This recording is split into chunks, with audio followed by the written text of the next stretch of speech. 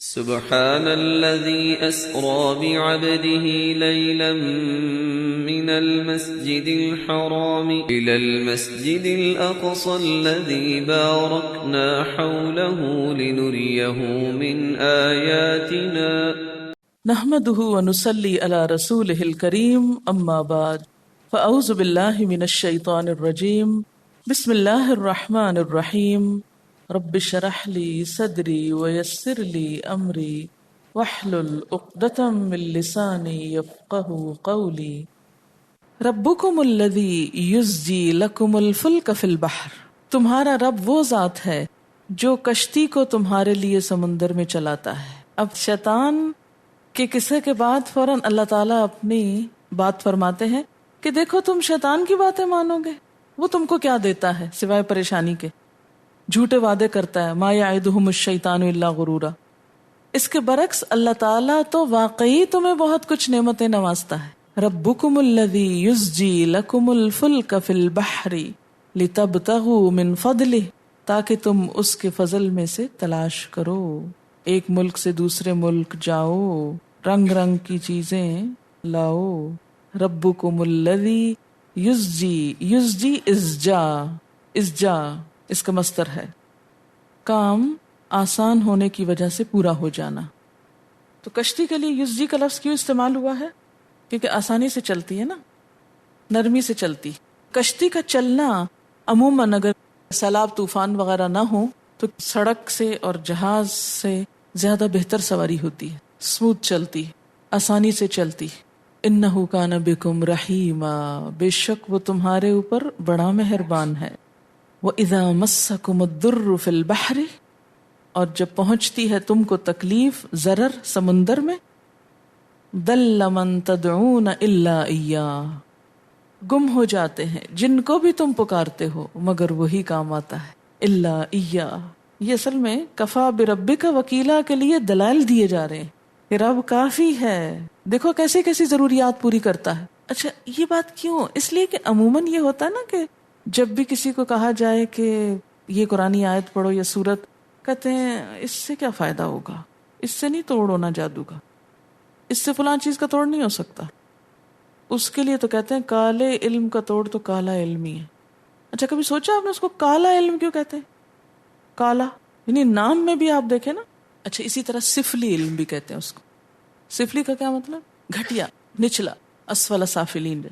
فرمایا دیکھو تم رب کو کافی نہیں سمجھتے؟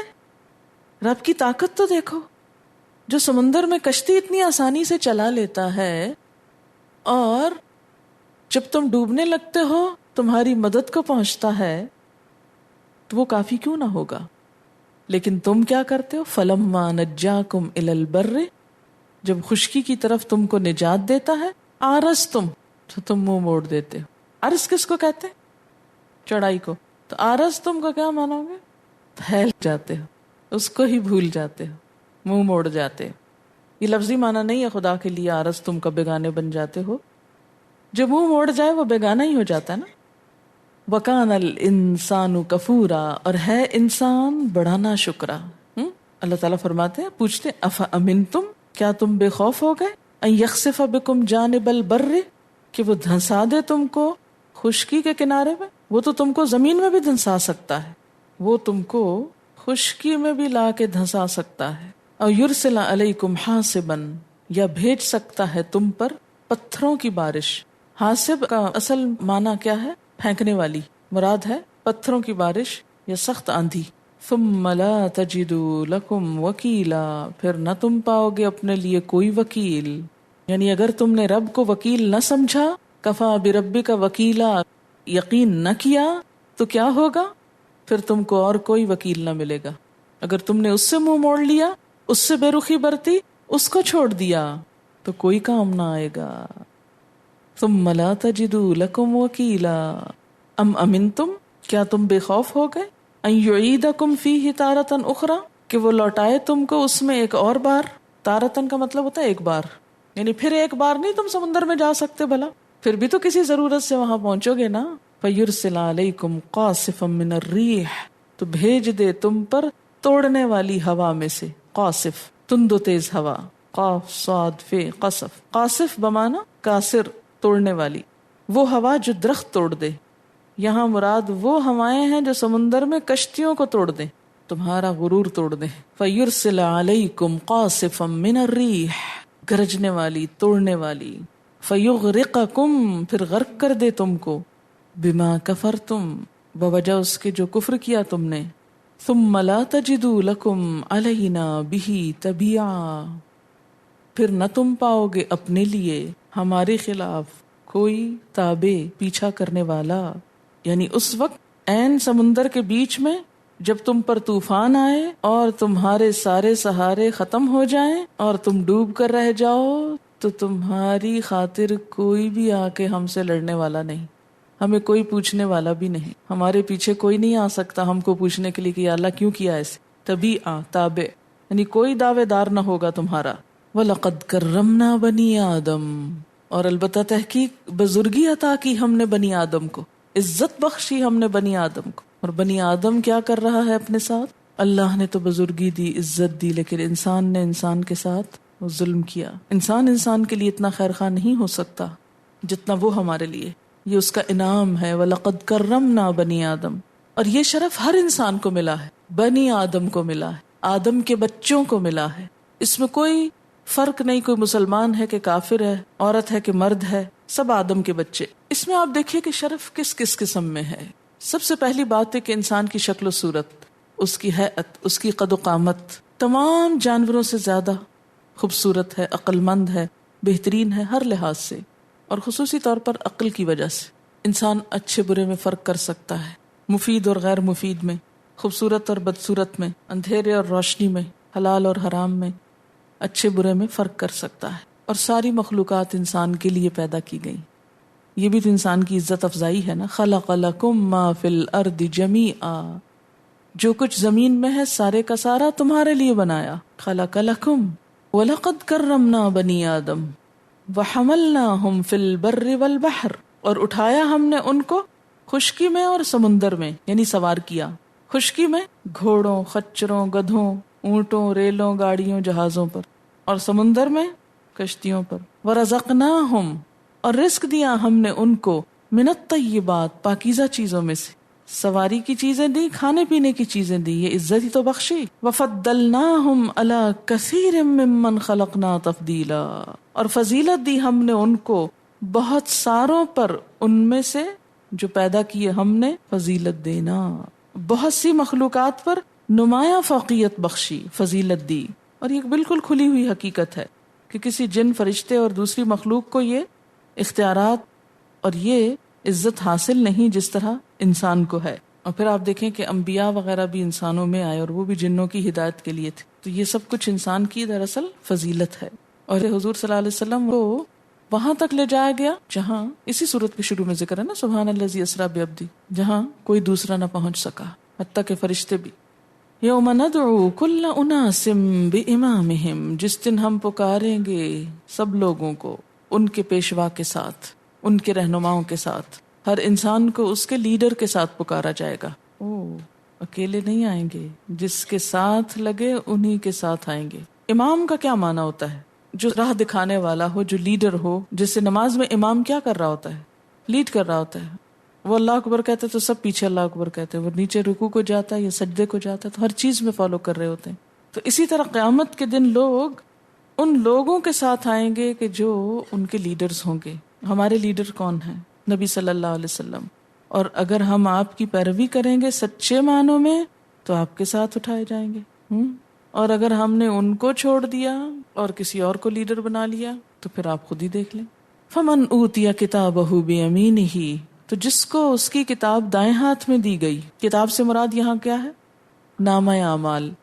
فاولئک، تو یہ لوگ، یقرؤون کتابہم، اپنی کتاب کو پڑھیں گے. ولا یظلمون فتیلا، اور دھاگے برابر بھی ظلم نہ کیے جائیں گے. یہ اپنے اعمال نامے کو پڑھیں گے اور تنکے بر ظلم نہ ہوگا ان پہ. اچھا، آپ کو پتا ہے کہ وہ ایک روایت میں آتا ہے نا کہ قیامت کے دن جو مختلف انبیاء کی قومیں ہیں ان کو وہ نام لے کے بھی پکارا جائے گا. مثلاً اہل تورات آ جائیں، اہل کتاب نہیں کہا جاتا جیسے، یا اہل الکتاب اب بھی پکارا جاتا ہے نا اس کے ساتھ. تو قیامت کے دن بھی سب لوگ اپنے اپنے رہنماؤں کے ساتھ آئیں گے. تو جس نے مثلاً قرآن کو رہنما بنایا ان کو کیسے پکارا جائے گا؟ یا اہل القرآن. اور اگر تعلق ہی نہ ہو، پڑھا ہی نہیں کبھی اس کو، کیا قرآن کو نہ پڑھنے والا اور اس سے تعلق نہ رکھنے والا اہل قرآن کہلا سکتا ہے؟ اہل کا مطلب ہوتا ہے نسبت، تعلق والا. جس کا تعلق ہی کوئی نہیں، جس کے لیے وہ اجنبی ہو جائے، اس کے لیے قرآن کیا کہے گا؟ یا رب ان قوم اتخذوا هذا القرآن مہجورا. اے میرے رب، میری اس قوم نے تو قرآن کو چھوڑ دیا تھا. مہجورا آگے آئے گا. ومن کان فی ہذہ اعمی، اور جو ہو اس دنیا میں اندھا. اندھا سے کیا مراد ہے؟ یعنی جن کی آنکھ دیکھتی نہ ہو؟ نہیں، جن کو صحیح رستہ نظر نہ آئے، جو ہدایت سے اندھے ہوں، حق سے اندھے ہوں. فہو فی الآخرۃ اعمی، وہ آخرت میں بھی اندھا ہی ہوگا. جس کا تو کوئی امام ہے.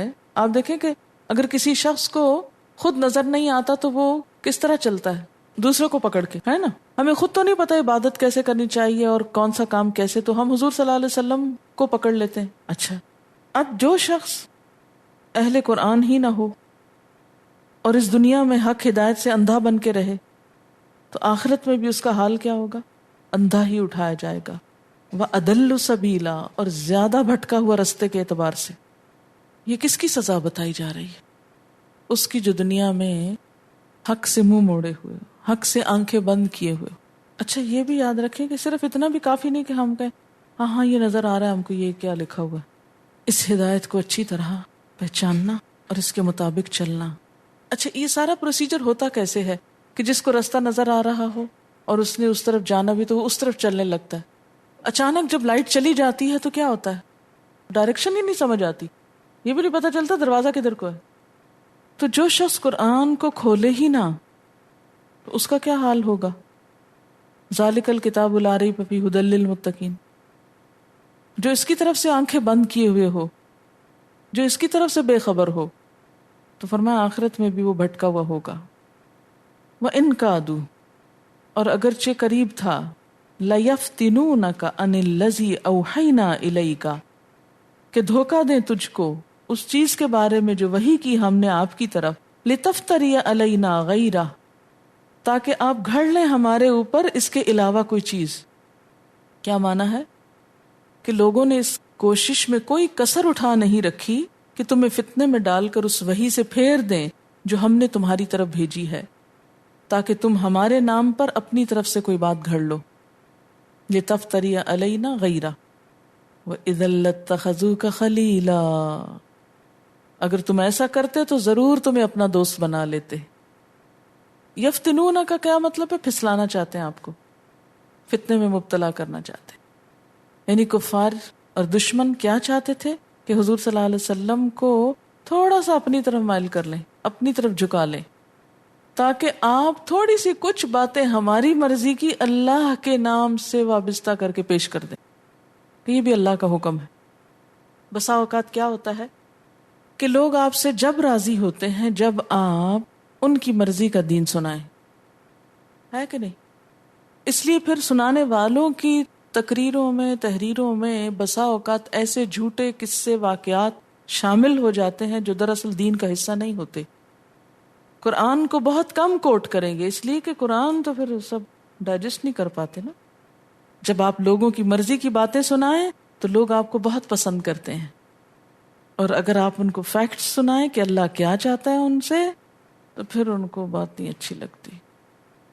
فرمایا وَلَوْلَا أَن ثَبَّتْنَاكَ، اور اگر ہم آپ کو ثابت قدم نہ رکھتے، لَقَدْ كِدتَّ تَرْكَنُ إِلَيْهِمْ شَيْئًا قَلِيلًا، اللہ اکبر، کہ اگر ہم تمہیں مضبوط نہ رکھتے تو تم ان کی طرف کچھ نہ کچھ جھک جاتے.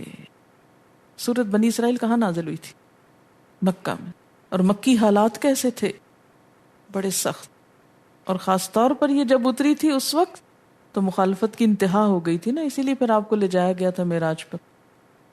تو جب انسان بہت لمبے عرصے تک ایک لڑائی لڑ لیتا نا کسی سے، پھر تھک جاتا ہے، پھر ہارنے لگتا ہے، بس بھائی انف، کافی ہو گیا، اس سے زیادہ ریزسٹ نہیں کر سکتی، اب تو مجھے سرنڈر کرنا ہی ہے، اب تو ماننی ہے گھر والوں کی بات، بہت دن میں نے نہ کر لی. ایسے ہی ہوتا ہے نا. اچھا پیچھے شیطان کا ذکر، اور اس کے بعد اب یہ آپ دیکھیے کہ یہ کون سی باتیں آ گئی نا. جب انسان کمزور پڑتا ہے تو پھر وہ آگے آ جاتا ہے. خیر خواہ بن کے، مخلص بن کے، ہماری ہمدردیاں کر کے۔ فرمایا اگر ہم آپ کو ثابت قدم نہ رکھتے تو ہو سکتا ہے آپ بھی ان کی طرف کچھ مائل ہو جاتے، تھوڑا سا جھک جاتے، شیئن قلیلا، چھوٹا سا، ہلکا سا ادھر ٹلٹ ہو جاتے، مائل ہو جاتے۔ اور اگر ہو جاتے تو کیا ہوتا؟ اذا لأذقناک ضعف الحیات وضعف الممات، تو ہم تمہیں دنیا میں بھی دوہرے عذاب کا مزہ چکھاتے اور آخرت میں بھی دوہرے عذاب کا۔ نبی کا جہاں اجر بڑا ہوتا ہے اس کے لیے پھر کلام بھی بڑا سخت ہوتا ہے۔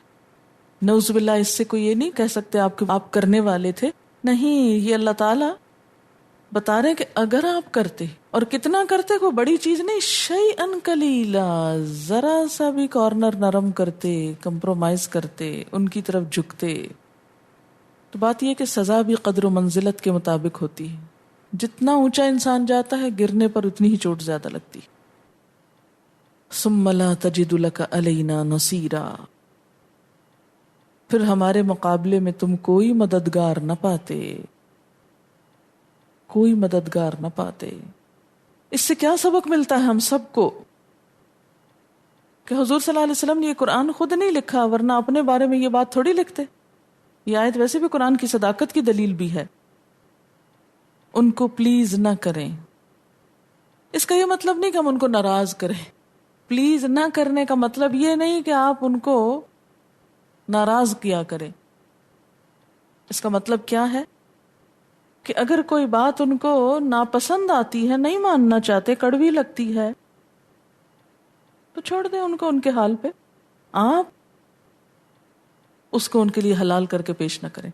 بعض اوقات میرے ساتھ ایسا ہوتا ہے، اور اس لیے اب یہ مثال دے رہی ہوں، آپ بھی تھوڑا سا اس سے سیکھ سکیں، کہ لوگ مجھ سے کوئی مسئلہ پوچھتے ہیں کہ اس کا کیا حکم ہے، جب میں بتاتی ہوں تو پھر پوچھتے ہیں، پھر بتاتی ہوں تو پھر پوچھتے ہیں۔ کیوں پوچھتے ہیں بار بار؟ اچھا، بعض اوقات پوچھتے ہیں تو میں ان سے پوچھتی ہوں واقعی سچ سچ بتائیں، آپ کو نہیں پتا یہ چیز حلال ہے یا حرام ہے؟ کہتے ہیں پتہ ہے۔ میں نے کہا پھر آپ مجھ سے اس لیے پوچھ رہے ہیں تاکہ میں آپ کو اس کے لیے حلال کر دوں آپ کے لیے۔ تو کبھی کسی کی ذمہ داری خود پہ نہ لیں۔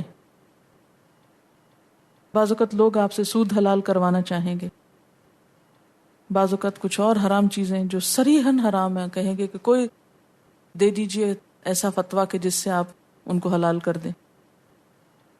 آپ اس میں بہت غصے میں نہ بولیں، اوفینڈ نہ کریں کسی کو، بہت نرمی سے، بہت عاجزی اور مسکینی سے کہہ دیں بھی میں اس کے علاوہ اور نہیں کچھ جانتی، مجھے تو یہی معلوم ہے۔ اگر آپ کو میری بات پہ تسلی ہے تو مان لیجئے، ورنہ کہیں اور سے پوچھ لیجئے، کسی اور سے معلوم کر لیں۔ کیوں؟ اس لیے کہ ان کے گناہ کی ذمہ داری ہم کیوں لیں؟ ہم ان کو خوش کرنے کے لیے ناجائز کو جائز بناتے رہیں؟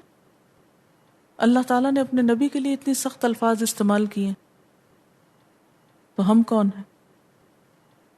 جب کام ان والا کرنا ہے تو اخلاق بھی ان والا، کہ انسان جوں جوں ترقی کے مدارج طے کرتا چلا جاتا ہے اور زیادہ محتاط رویہ اختیار کرنا چاہیے، کیونکہ بہت سے لوگوں کی رہنمائی کا سبب بنتا ہے وہ۔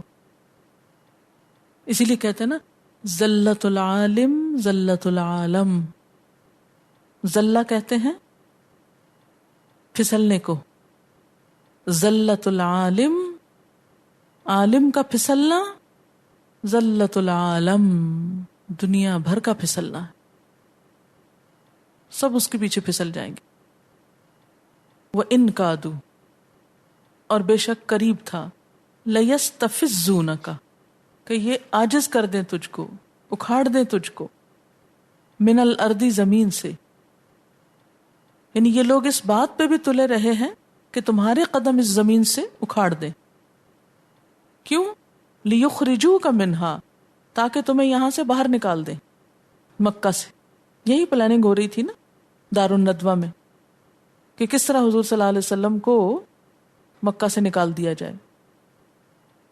فرمایا اگر انہوں نے ایسا کیا، وَإِذًا لَا يَلْبَسُونَ خِلَافَكَ إِلَّا قَلِيلًا، تو وہ آپ کے بعد خود بھی زیادہ نہ ٹھہر سکیں گے۔ اگر وہ اپنے منصوبے کے مطابق تم کو نکال دیتے تو وہ خود بھی ٹھہر نہ سکتے۔ کیا ہوتا؟ عذاب الہی کی گرفت میں آ جاتے. آپ کو معلوم ہے نا سمود نے اونٹنی کے ساتھ کیا کیا تھا؟ کونچے کاٹی تو فدمدم علیہم ربہم بذنبہم فسواہا، تو ان کے رب نے ان کے اوپر سخت عذاب کا کوڑا برسایا اور ان کو برابر کر کے رکھ دیا. اذا لا يلبسون خلافك الا قلیلا سنت من قد ارسلنا قبلک. آپ سے پہلے گزشتہ انبیاء میں یہ چیز موجود ہے کہ جب نبی بستی سے نکل گئے تو بستی کی عمر ختم ہو گئی. ایسے ہی ہوا نا، ہر بستی پہ عذاب آنے سے پہلے کیا ہوا تھا؟ اس بستی کے نبی کو اپنے ایمان والے فالوورز کے ساتھ نکال لیا گیا تھا نجات کے لیے. فرمایا یہ تم کو نکالنا چاہتے ہیں، اگر انہوں نے تم کو نکالا تو یہ خود بھی یہاں نہ ٹھہر سکیں گے.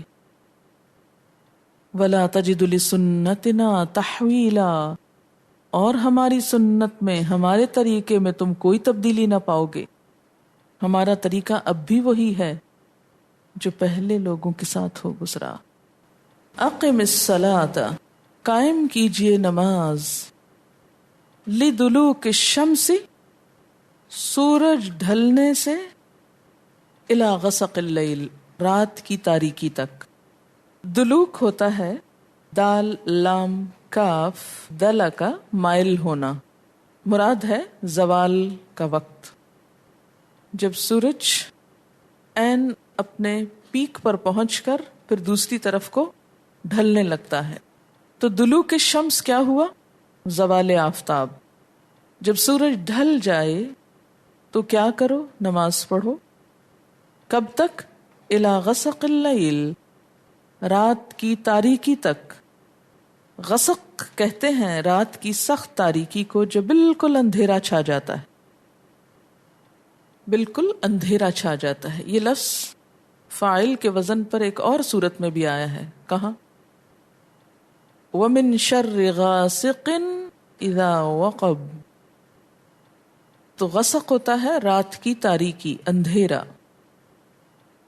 وَقُرْآنَ الْفَجْرِ، اور فجر کا قرآن، فجر کا قرآن.